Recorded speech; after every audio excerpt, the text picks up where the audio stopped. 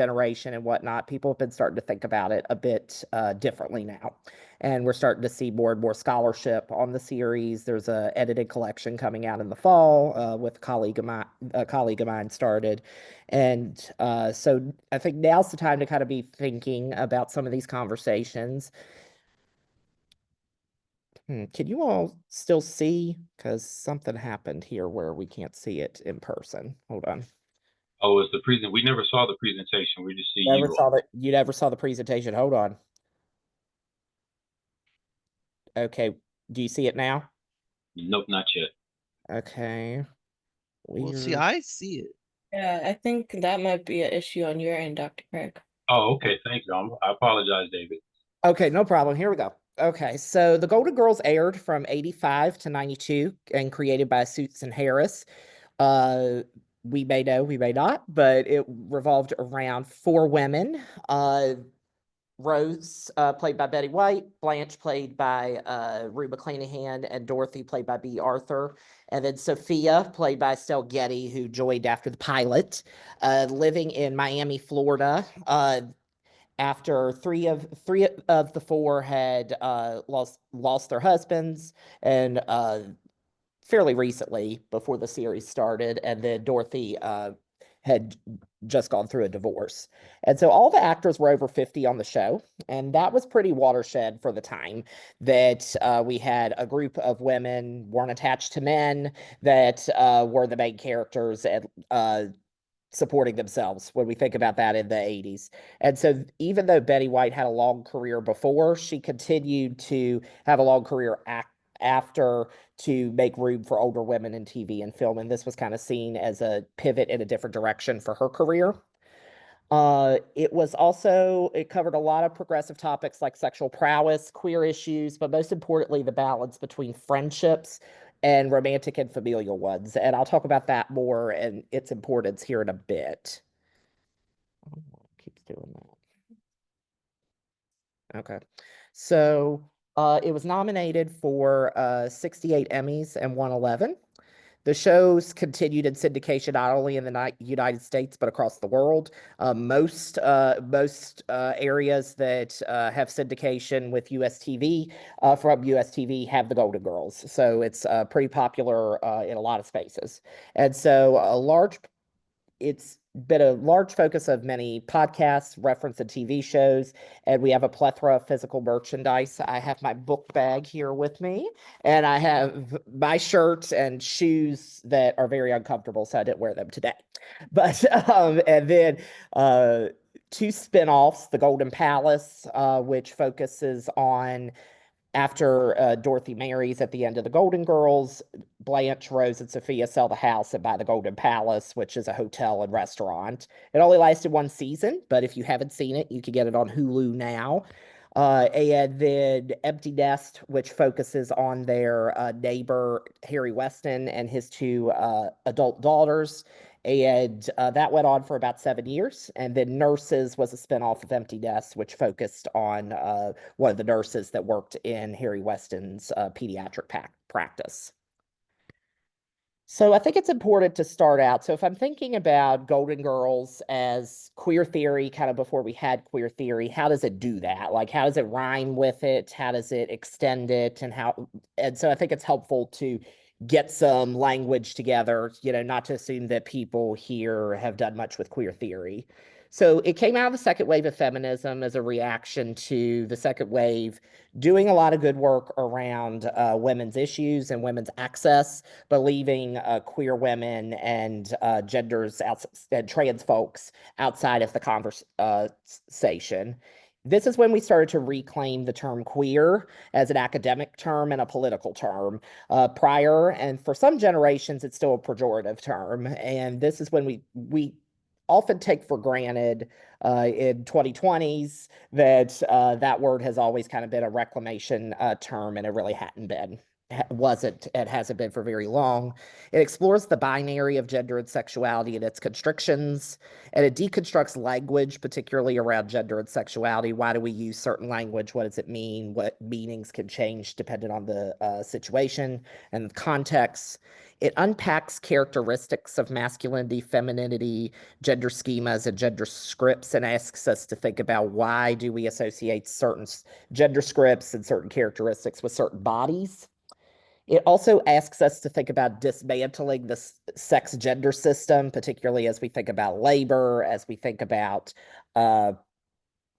we think about language, as we think about structures, various structures, which extends Gail Rubin, who was a second wave feminist. It can also serve as a term as an undoing of. So some folks use the word queering to talk about concepts that aren't necessarily gender and sexuality, and it can asks us to rethink a particular concept and how we've done that.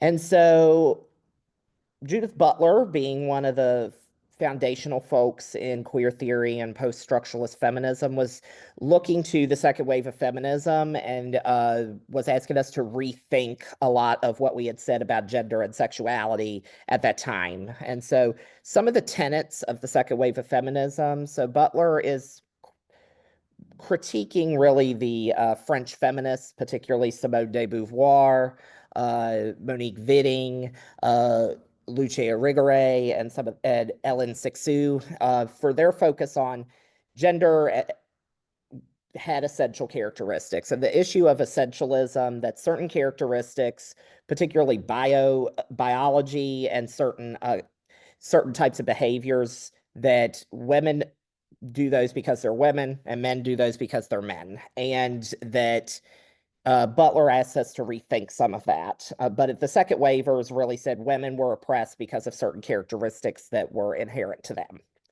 And gender as relational, so that the second wave feminists also felt that the only way we talked about gender is in relation to men and women being other or being an appendage, okay? They also saw gender as a universal experience, that all women, all men have the same experience globally. They also looked at gender and sexuality as having a strong relationship to each other, and that biological sex was a determinant of gender. And Judith Butler and other queer theorists really asks us to unpack and push back on some of that. So what Butler asks us to do is to interrogate meanings of identity, what that word means, gender, whether or not a gender is intelligible to folks, to current context, to current culture. Rather than saying what a man does or what a woman does, Butler says, let's unpack what that word even means and that we give language meaning. And how do we take it away and rethink that? And then also asks us to rethink most categories, like other types of social identities as well. Butler also critiques phallologocentrism, which is the Western masculine centering of language, that the norm is to center male type of language when we are describing things and when we are conceptualizing things, and that grammar and language create gender. And so how do we look at that differently? Then also Butler was asking us to think about gender as a performance, that when we do certain acts, for example, if a woman is wearing what we would stereotypically say is feminine clothes and doing things like shopping for those clothes, we would say that that is a gender as a performance. There's nothing about the woman's body that does that, and that is a social construct. And then Butler takes it a step further and says that gender becomes performative, because when gender norms change, then the performance changes and it becomes a set of scripts that evolves and moves forward with folks. And so that is how I'm going to frame how the Golden Girls does that work. And I got to thinking about it with Jack Halberstam's discussion of high theory and low theory. And one issue that queer theorists kind of in the 21st century have really post 2010 have been thinking about is that queer theory has gotten too inaccessible to the people that it's supposed to support. And so Halberstam in The Queer Art of Failure asks us to think about low theory as a way that most people engage with queer identity and queer concepts, like I was just talking about. And so one thing that Halberstam says is queer folks have always failed to be the norm, and that's actually a success story. And so if we rethink terms like failure and give them more power and more worth for folks, that those things don't have to be bad necessarily. Halberstam also wants us to decenter the academy as the source of queer knowledge and look at things like SpongeBob SquarePants, Finding Nemo, Chicken Run, Monsters, Inc., and a variety of others that have very queer worlds and rethink how we view relationships with each other. Some because they're animals, but also because they create a space where people from various gender expressions and various types of relationships can coexist. And Halberstam also asks us to privilege the naive or the nonsensical. So the funny, even for some folks, the uncanny might be something that's familiar to you. And so my argument is the Golden Girls falls under this category of low theory. We can't ignore that television has historically been seen as less valuable, both as an art, but also as academic study, and that has certainly continued. And it'll be interesting to see as the post-network era continues how that will either change or stay the same. So I'm thinking about how Butler frames their critique, and that the Golden Girls was doing that work prior to Butler kind of being popular. And so grammar and language create gender and sexuality. So when we think about the Golden Girls and what they did, they reclaimed a lot of terms that were important in feminist and queer movements. So for example, Blanche, the term slut becomes normalized and something that she is more often than not okay with being called for her sexual expression, her sexual prowess. And it becomes, while it's a piece of comic relief in the series, particularly Sophia calling her that as someone from an older generation being critical of the generation behind her, it is a reclamation of a term that Blanche finds power in. Sophia's son and Dorothy's brother, Phil, who we never see, but we know that Phil is a cross-dresser through the whole series. Phil's married with children, and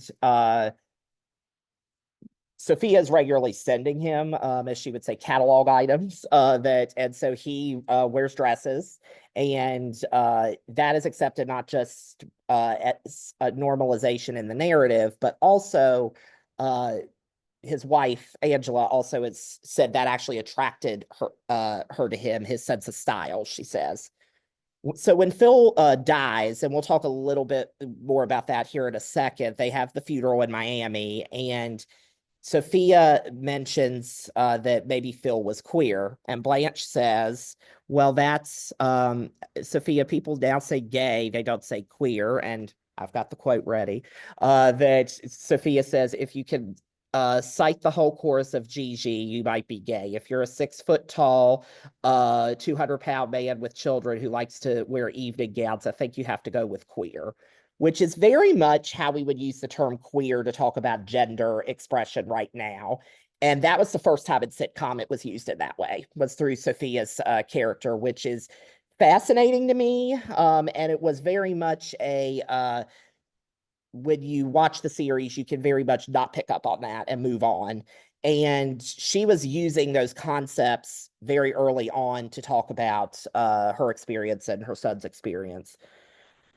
Particularly for the 80s and early 90s, the normalization of queer characters being there regularly was really important. So in the pilot episode, we have Coco, who's their cook, and then they take him off the series. He doesn't come for.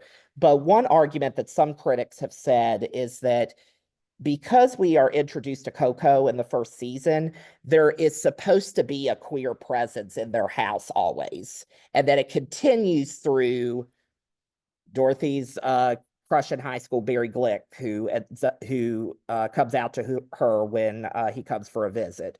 We have Dorothy's friend Jean, who from college, who comes for a visit, ends up falling in love with Rose. And that's really where Rose learns some of her education around sexuality. We have Blanche's brother Clayton and his partner Doug, who Clayton's on there for multiple episodes. And while Blanche struggles with accepting her brother's sexuality, the fact that the rest of the girls really push her to that acceptance really shows this normalization here. We have Gil Kessler, who was a local politician that they helped run for office. And then he comes out as reveals to folks that he's trans at the end of that episode.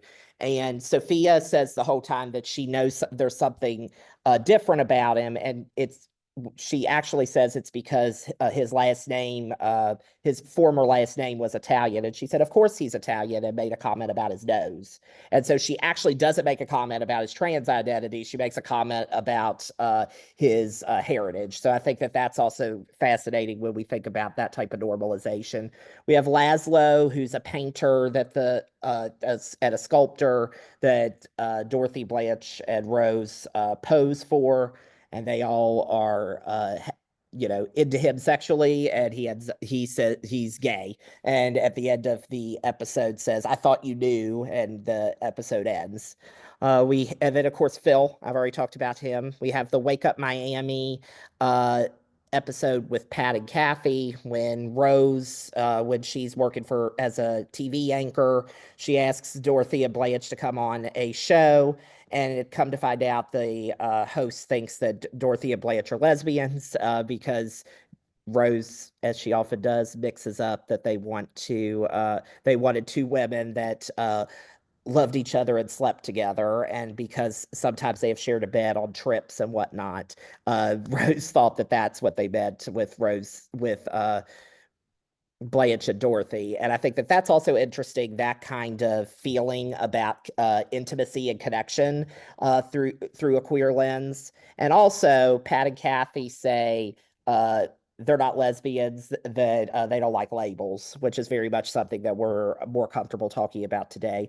And even their pet minks are gay.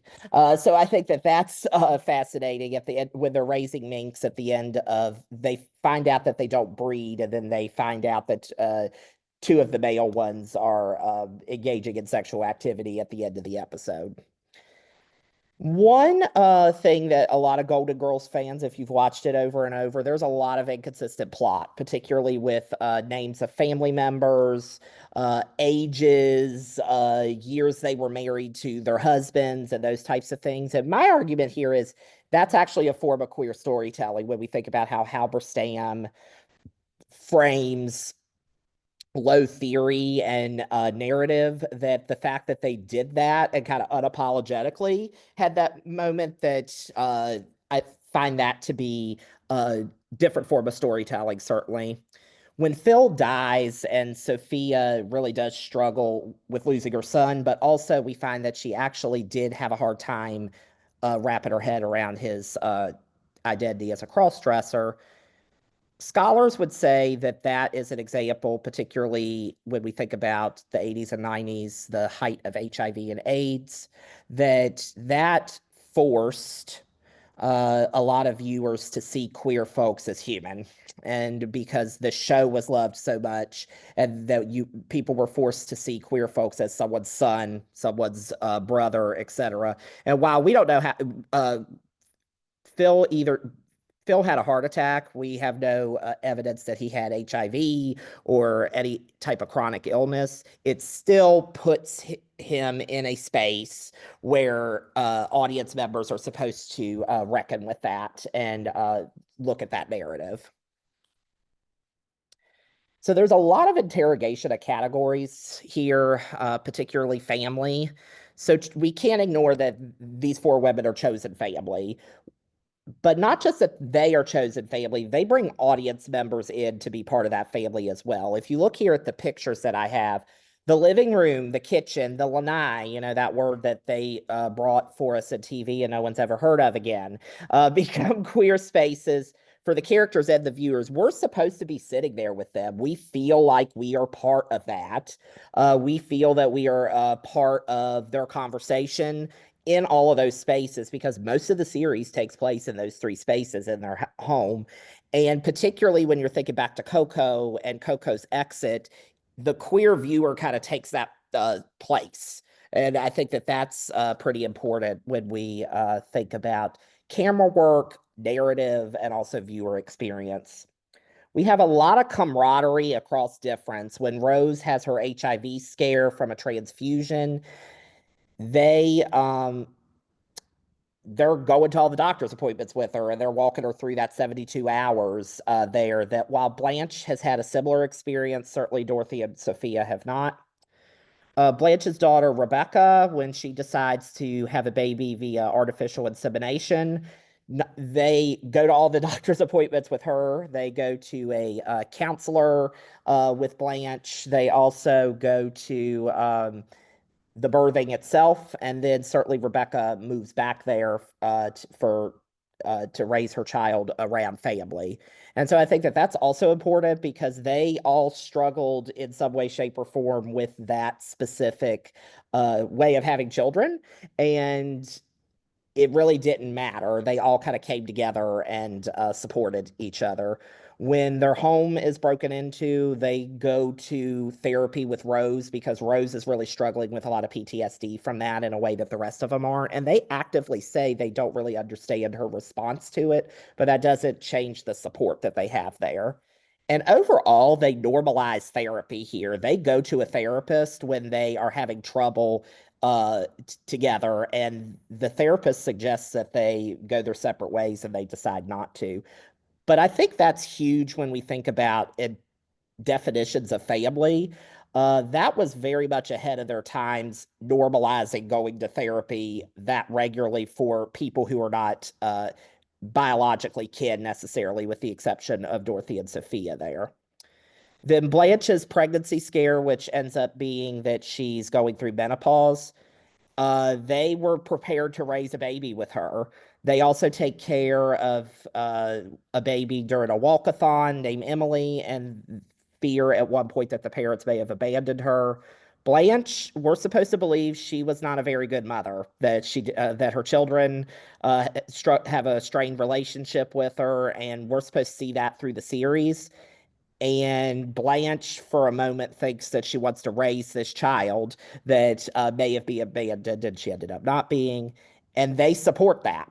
And I think that that's also important. They're particularly women at their age, people that are not biologically kin together, that they're willing to create that type of narrative and that family to support Blanche, really, and what she didn't do, and maybe can feel differently about her role as a mother and also her connection to her adult children.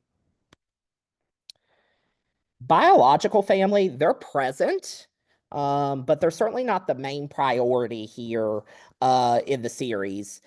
It moves from, though, away from a binary of you either have your chosen family or your biological family. So I think that that's important. Often when we see chosen family being the center, that biological family doesn't exist at all, or vice versa.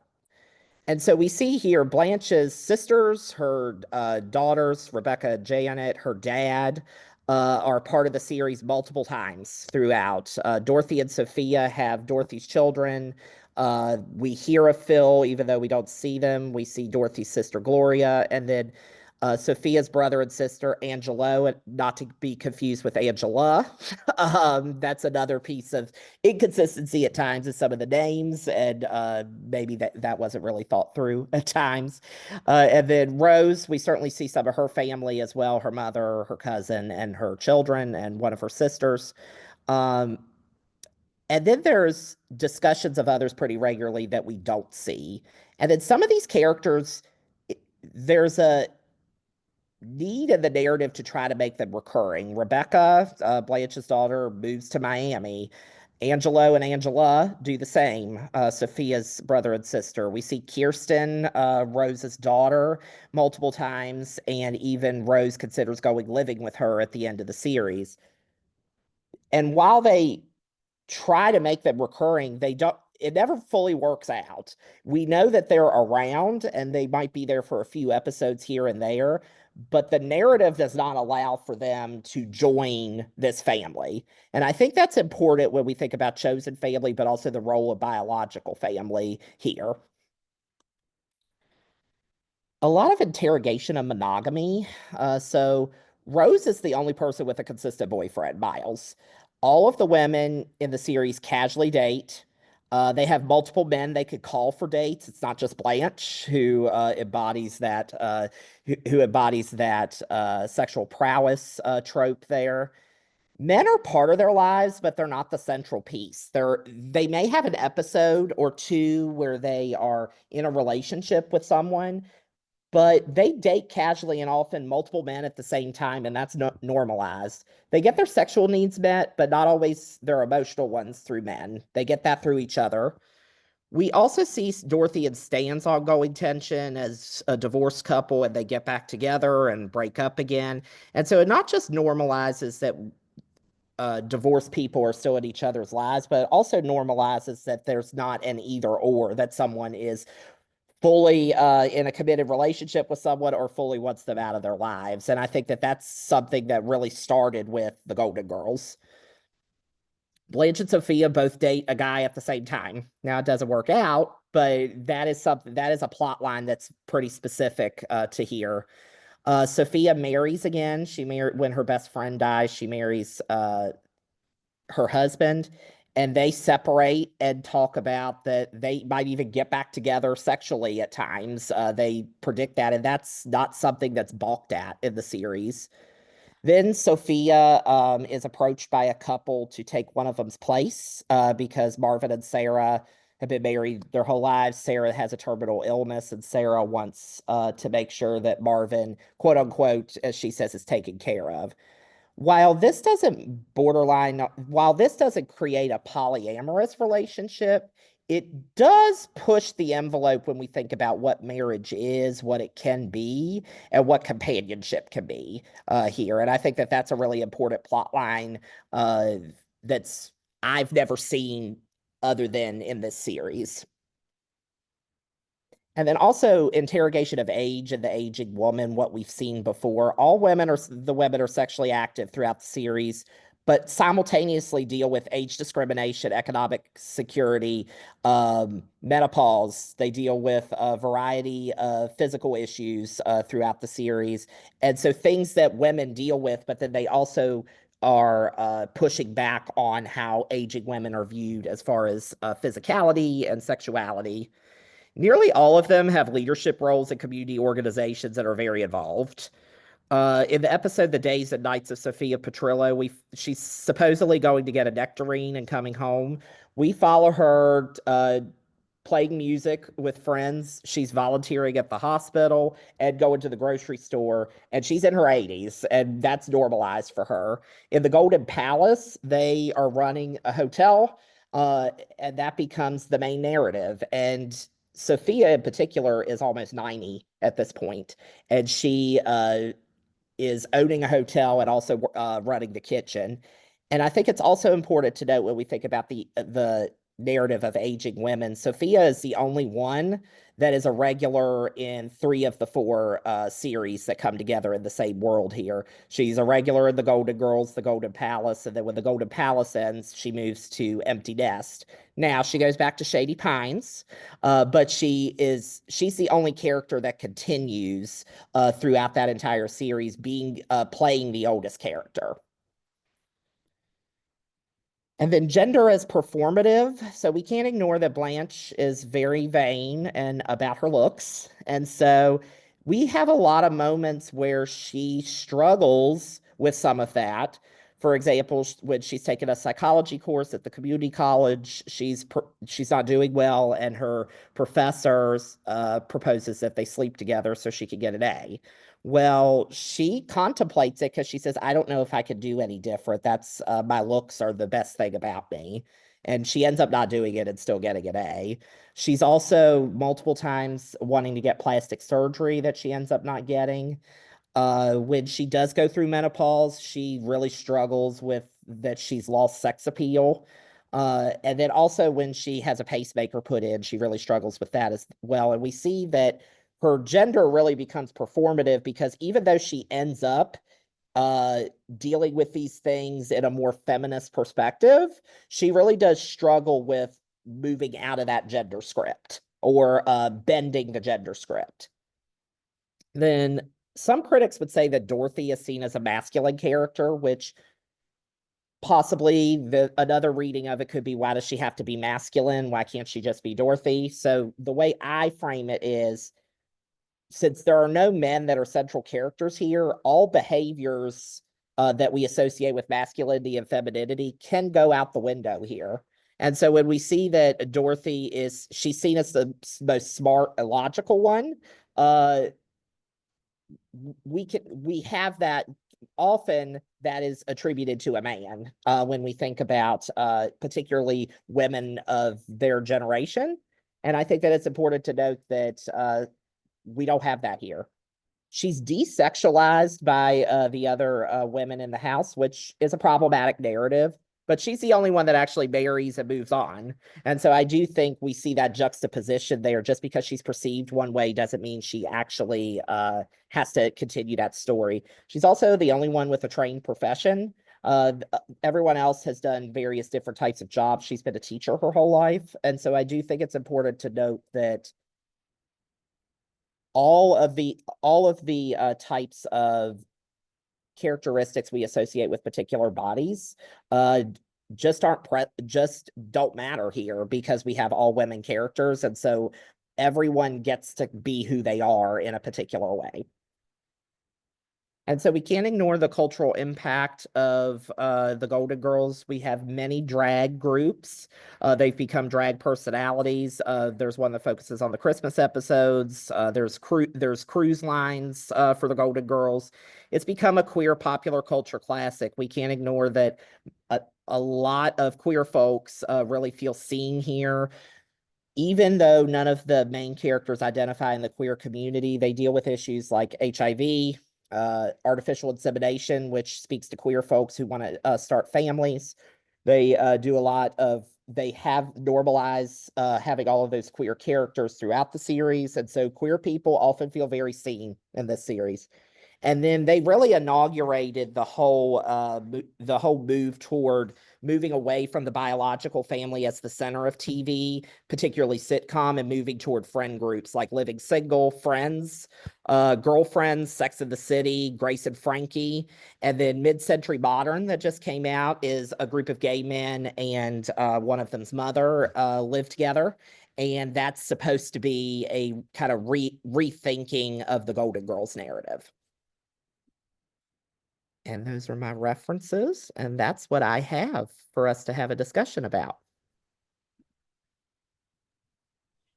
Thank you, David. Very great presentation. I'll open the floor for conversation.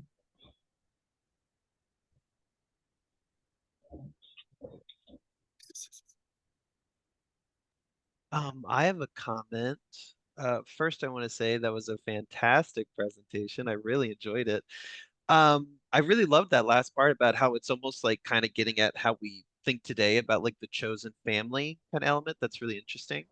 One question I have for you is, have you come across some of the pushback towards the way that we frame queer as being explicitly about sexuality and gender identity, when we could arguably start including things like, age, neurotypical, Sure. disability, things like that? I'm just curious if you've kind of heard that and how you then uh, negotiate that with how you currently identify queer. So great question. So yes, those tensions exist. I think that it's important. I think it's important to note where the framework started. And I think that we shouldn't, and I think about that with a lot of different types of identity-based frameworks. Intersectionality is another one that, who were the people that really did the grassroots work to get that going. But theoretical frameworks are supposed and paradigms are supposed to shift. And so I do think that there is and will continue to be pushback on some of that, but all of our theoretical frameworks, even moving from feminist theory to queer theory, was a paradigm shift that people were uncomfortable with at the time. And now I think we're seeing a different one with queer. And even some queer theorists are saying queer might be the wrong term in general now. Maybe queer theory's done all it can do and we need to transition to something else. So I hope that answers your question.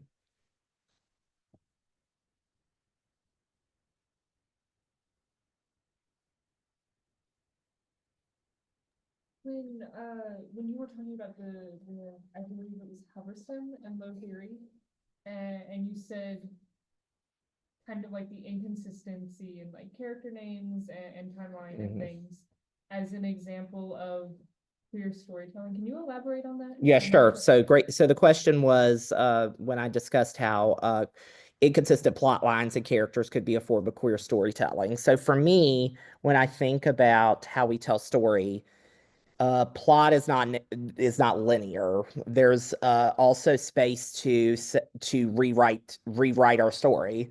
And so when in the Golden Girls, while I don't think it was intentional, I think that the writers didn't always keep up with certain things. We can look at it as a way that what is wrong with saying, okay, we're going to change the narrative in this direction for this person at this point, because that is how queer folks often uh, think about their own story, is pivoting away from whatever the norm was. And so the inconsistency with plot, I think, is in some ways appealing to queer folks because there is that narrative space to do